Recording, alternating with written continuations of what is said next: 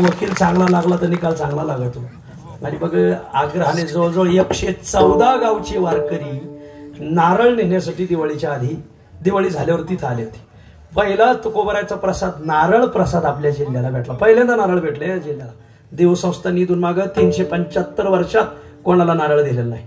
दुसरा प्रसाद आता येणारी जी 26/2 तारीख आहे, या 26/2 तारखेला तुकोबरायचा ध्वज देहू संस्थांवरून निघणारे आणि नाशिकला येणारे महाराज, उभारलेला ध्वज तीही लोकावरी महाराज. पहिल्यांदाच तुकाराम महाराजाचा ध्वज येऊ राहिलाय.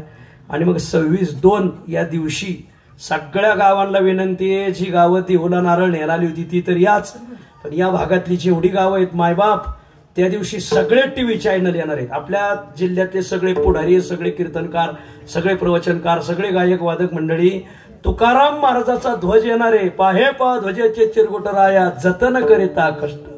तुकोबरायच्या ध्वजावंदनाला आपण सगळेजण या.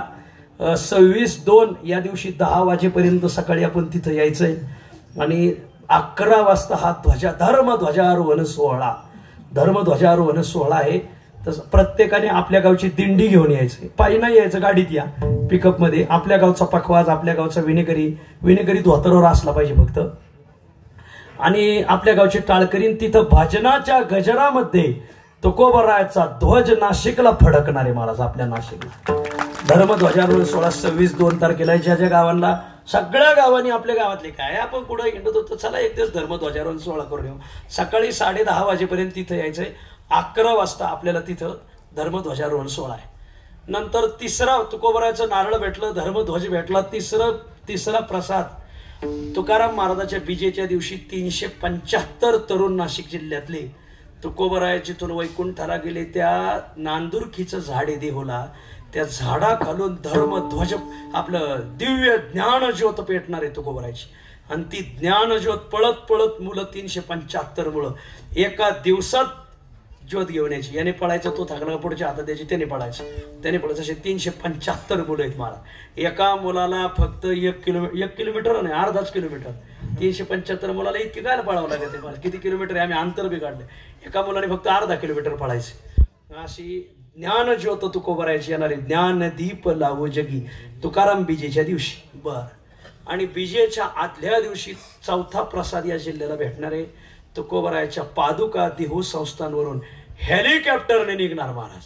आणि ते हेलिकॉप्टर भर करीत आपल्या नाशिक जिल्ह्यात येणार आणि तिथं थांबणार. आणि मग 2 एप्रिल ते 9 एप्रिल या दरम्यान भव्य दिव्य गाथा पारायण, संगीत गाथा पारायण. माझी विनंती आहे, तुम्ही लय पावणे रावळ्यासाठी फिरले, जरा तुकाराम महाराजासाठी एक 8 दिवस काढा फक्त. ती निमंत्रण पत्रिका आणलेली, इथं कीर्तन झालं की इथं संदीप शिंदे आमचे किंवा आमचे नवनाथ भाऊ, हे सगळी मंडळी इथं, यांच्याकडून कोणाकडून पत्रिका घेऊन जा. सगळ्याला विनंती आहे की आपण, सर्वांना विनंती की आपण या उत्सवासाठी सर्वात पहिली मदत करायची. वाचक आपल्या गावातून जास्तीत जास्त वाचक या पारायण सोहळ्याला कसे बसतील. आम्ही 11 लाख रुपयाचे गाथे आणलेले इथे वाचन पारायणाला. किती? 11 लाख रुपयाचे. आपल्याला तर 4092 वाचक बसायचे, पण आम्ही 7-8-10 हजार गाथे आणून ठेवले. जर जास्त माणसं आली तर त्यांना कमी पडता कामा नाही. आणि म्हणून 11 लाख रुपयाचे गाथे आहेत. तर आपण प्रत्येकाने या पारायणाला बसायचे. मला प्रत्येकाने होईल तितकं. ज्याच्या गळ्यात माळे, ज्याच्या कपाळाला गंध आहे, त्याने आजच घरी सांगायचं पाप्याच्या यायला, बरं का तू जाती पारायणाला कमी जाऊ, कचल ती जोडीनी. तिथं राहायची सोय, जेवायची सोय, आंघोळीची सोय, प्यायला फिल्टर पाणी. आपले खेडगावचे काय त्यांचं नाव, दत्त, ते आपल्याला पाणी देतो म्हणले, ते बाळासाहेब जीव घाले. वा, त्याने महाराज माझं आडनाव जीव घाले, पण मी तुम्हाला पाणी देणार आहे म्हणजे. जेवायला पाणी नको का म्हणजे. वा, त्याने मी रोज 100-200 जार पाठवणार वारकऱ्याला पाणी पिण्यासाठी महाराज. वा, आपले खेडगावचे आहेत. असं आमचे दत्तू काकांनी 1 लाख रुपये जाहीर केलेले आहेत. शिवाजी काका जगताप 5 लाख रुपये त्यांनी मदत केलेली आहे. तर मला सांगायचं काय, संपत भाऊ तिथे बसलेले, संपत भाऊ, हे संपत भाऊ याचे गोरठांचे. तर त्यांनी, संपत भाऊ ढोमशी यांनी सुद्धा 1 लाख आणून दिले. त्या दिवशी मांडवाला आम्ही त्यांचेच पैसे दिले. मला मांडव 35 लाख रुपयाचा मंडप आहे. 11 लाख रुपयाचे गाथे, तर 15 लाख रुपये आचारी, जवळजवळ 7 लाख रुपयाचे नवे टाळ तयार केले. 50 पखवाज आहेत, रोज 500 टाळकरी, रोज 50 पखवाज, रोज 5000 वाचक आणि कीर्तनाला जवळजवळ 25-30 हजार लोक नियोजन. आणि मग सकाळून 4 ते 6 काकडा, 6ला नाश्ता, इतके लवकर पप्याच्याही देणार नाही, पण आम्ही देणार तुम्हाला. आम्ही देणार म्हणजे तुम्हीच करायला. मी आपलं फक्त मग निवदाचा गणपती तिथं आपला निवदापुरता गणपती मांडला आहे. बरं.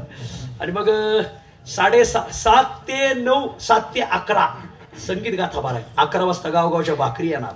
आपल्या चांदवडला एक दिवस भाकरी बी पाठवायच्या चांदवडच्या लोकांनी, आणि शेवटच्या दिवशी मांडे भोजन आहे आपलं. तर सुरुवातीलाच पहिल्या 2 दिवसात चांदवडची सगळी गावं घेऊ आपण भाकरीला, आणि मग शेवटी मांडे भोजन आहे. भाकरी करून महिला मंडळ भाकरी द्या बरं का करून. हा, आणि पोळ्या बी द्या शेवटच्या दिवशी. शेवटच्या दिवस गुढी पाडवा आहे, ते सांगतो मी तुम्हाला पुढं. आणि मग सकाळी 11 वाजेपर्यंत पारायण झाल्यानंतर भोजन झाल्यानंतर 3 ते 5 कथा. तुकोबरायचं चरित्र ऐकायला भेटणार तुम्हाला. मला वेगळे काय तुकोबराय होते तुम्ही ऐकायला महाराज, मजाच मजा आहे वा. 5 ते 6 हरिपाठ आणि 6 ते 8 जवळजवळ 8 दिवसात 10 कीर्तन आहेत. आदरणीय ज्ञानेश्वर माऊली शिंदे रुई आश्रम, आदरणीय मोठे माऊली, आदरणीय दुसरा दिवस कोणाचा आहे काय माझ्या अर्जुन गुरुजी लाड, संत भगवान बाबा वारकरी शिक्षक आचार्य आहेत ते तयार माणूस. तिसऱ्या दिवशी आदरणीय बंडा तात्या कराडकर. तात्यांना म्हणलं तुम्ही येता का कार्यक्रमाला? त्याने येता, मी कीर्तन करणार म्हणले. वा, बंडा तात्या पॅरालिसिस त्यांना. मी म्हणलं मग तासभरच करा. 2 तास करणार म्हणजे. प्रवीण शेट बसलेत बघा. हो, प्रवीण शेट्टीने आम्हीच फोन लावला त्यांना. तात्या म्हणले मी जरूर येणार, मी कीर्तन घेत नाही म्हणले कुठं, तुमचं कीर्तन का. तात्या कीर्तन उभा राहून कीर्तन करणार म्हणले. तात्या कीर्तन कसे करते ते पाहायला तरी यावं. पॅरालिसिस झाल्यावर सुद्धा वारकऱ्याची सेवा सोडायची नाही. देह जावो अथवा राहो पांडुरंगी पाठे, पांडुरंगी दृढ भावो. आणि म्हणून 3रं कीर्तन तात्यांचं आहे. 4थ्या दिवशी एकादशी, त्या एकादशीच्या दिवशी तुकोबरायची वंशज बापूसाहेब महाराज देहूकर येणार आहेत. तर 375 वाजल्यामुळे त्यांच्या कीर्तनाला 375 पाखवाज लावायचे. ते आपले रमेश महाराज, बापू, ही मंडळी सगळी पाखवाजाचं नियोजन यांच्याकडे, यांनी ते नियोजन करायचे. बरं. 5व्या दिवशी आदरणीय चैतन्य महाराज देगलूरकर आहेत. 6व्या दिवशी आदरणीय जयवंत महाराज बोधले आहेत. आणि 7व्या दिवशी सकाळी गुढीपाडवा आहे. तर त्या दिवशी एकनाथ महाराज सदगीर आहेत, आपल्या नाशिकचेच आहेत ते. आणि संध्याकाळी आळंदीचे कोणीतरी कदम माऊली त्यांचं कीर्तन आहे. आणि 8व्या दिवशी 7व्या दिवशी एकनाथ महाराज, 8व्या दिवशी सकाळी एकनाथ महाराज. आणि काला गुढीपाडव्याला ठेवलाय. पण गुढीपाडव्याला सकाळी सगळ्याला गुढी उभारावं लागते, बायांना घरी स्वयंपाक करावा लागतो. तर त्या दिवशी सकाळी तुम्ही गुढी उभारा, घरी मांडे करा. पण महिला मंडळ 5 मांडे तुकाराम महाराजासाठी करायचे बरं का. तुम्ही 5च द्यायचे, पण इमानदारीने द्यायच्या. वा, 5 कोणाला? तुकाराम. 4 तुकोबरायला. आणि 1 मांडा पप्याचा बाप घेऊन जाणार आहे ना, पप्याच्या बापाने. अशा प्रत्येक घरून 5 मांडे. त्या दिवशी प्रत्येक चांदवड तालुक्यात आता ही जबाबदारी तुमच्या सगळ्या कीर्तनकारांना दिलेली. योगेश महाराज आहेत, सौरभ महाराज, बाळासाहेब महाराज, भरत महाराज, ही सगळ्या मंडळी सगळ्याला सांगितलेलं की तुम्ही हे नियोजन करा. आजपासून तुम्ही 10 गावाचं नियोजन करा की हे मांडे कसे पाठवायचे. त्या गावात कोणाला सांगायचं, त्या गावात त्यांनी त्या गावच्या भजनी मंडळाने फेरी काढायचे. अरे लय मांडा लोकांना दिला, आता नाशिक जिल्ह्यालाच द्यायचा आहे आपल्याला महाराज. वा, नाशिक जिल्ह्यानेच मांडे नाशिक. हे आम्हाला समाधान महाराज पगारीने डोक्यात घातलं. त्यांनी महाराज काला तुम्ही संध्याकाळी ठेवा म्हणून सकाळी मांडे आम्ही गोळा करतो म्हणले. लागण एवढा मांडा. मग मालेगाव मी नावं टाकले त्यांची, पण जास्त आमचा भरवसा चांदवड तालुक्यावर. चांदवड तालुक्यात गावगाव कीर्तन केलेली. प्रत्येकाने आपल्या गावची मांडी देवळात गोळा करायची. सकाळी 12-1 वाजेपर्यंत 12 वाजेपर्यंत आपण घरी प्रसाद घ्यायचा. 1 वाजता मांडे गोळे करायचे. 2, 2:30, 3 वाजेपर्यंत तिथे यायचं. दुपारी 4 ते 6 कीर्तन काल्याचं. म्हणून 4 ते 6 कीर्तन. 1 लाख लोकांना मांडे भोजन आहे मला. काल्याला 1 लाख लोकांचं नियोजन आहे. 5 लाख लिटर दूध आहे. दुधात मांडा. वा, आमटी बनवायला असा आश्चर्य. आता काय सांगा तुम्ही. 10 दिवस नुसते आमटीच्या रेंज मध्ये राहिले पाहिजे. रेंज मध्ये ना, रेंज मध्ये राहिले. सुंदर आहे. आजपासून तुम्ही वाचकांच्या याद्या द्या आम्हाला. आमच्या गावची एवढी वाचक यादी तयार करा, गावची वाचकांची यादी. नंतर आपल्या गावाला पहारा दिला जाणार. एक दिवस त्या गावच्या भजनी मंडळाने तिथे यायचं. आणि 2 तास फक्त तुकाराम तुकाराम जप करायचा. 24 तास तुकाराम तुकाराम जप त्या मंडपात. 24 तास. आणि कृषी प्रदर्शन आहे मोठं.